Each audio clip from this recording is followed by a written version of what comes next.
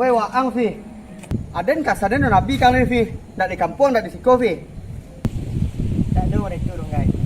Aden kalau dandam fi, ndak usah banyak kecik fi.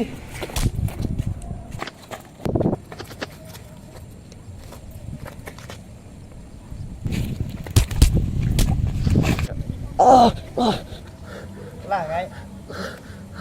Ada ni orang yang celok jangan guys. Ya ya. Yang mau ditaruhin guys. Lah guys. Alah.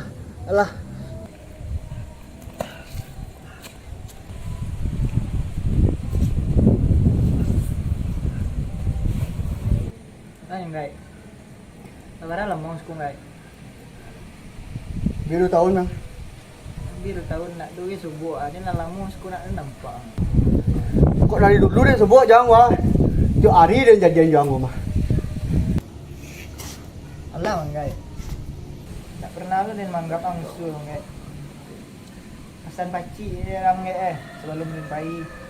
Beli sana cari rantau. Yang kan sana lagi kuat sekampung dah. Tiba di rantau setengkang tahari je. Nak di kampung nak rantau mau setengkang tahari dah.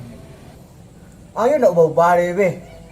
Ndak kemandang ceramah hang sen tadi ndak di kampung ndak di siko ceramah tari yang kaden. Dah itu dong guys. Ko mana ring guys Allah guys. Abilah sekolah guys. Tak ada dia nanggap ang musuh baru guys. Tak dong si jahit dengan kau dong guys. Kini ko rin tanya kang. Dah 2 tahun nang siko gay ang maka ba. Kuis sila ada yang mau urus keluarga dan pi. Ndak salah itu anak urus.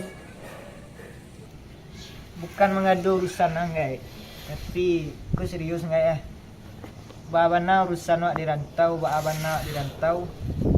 Orang guys itu tetap orang guys ang guys. Tanya kabarnya bang guys. Tak terkenal ya dalam kampung tu. Ini ridho Tuhan ku guys.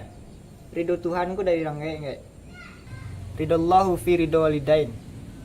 Itu sih pesannya guys. Salah banyak kecil pi. Nak ada nang ngai kecang tu doh. Ah, caru semangat kau. Kari kecian sebenar ke sini. Entah lo. Ndak kari kecian. Dia makan buah semala kamu ini. Itulah untung ditunjuk sila jalan ni Tuhan di semangat.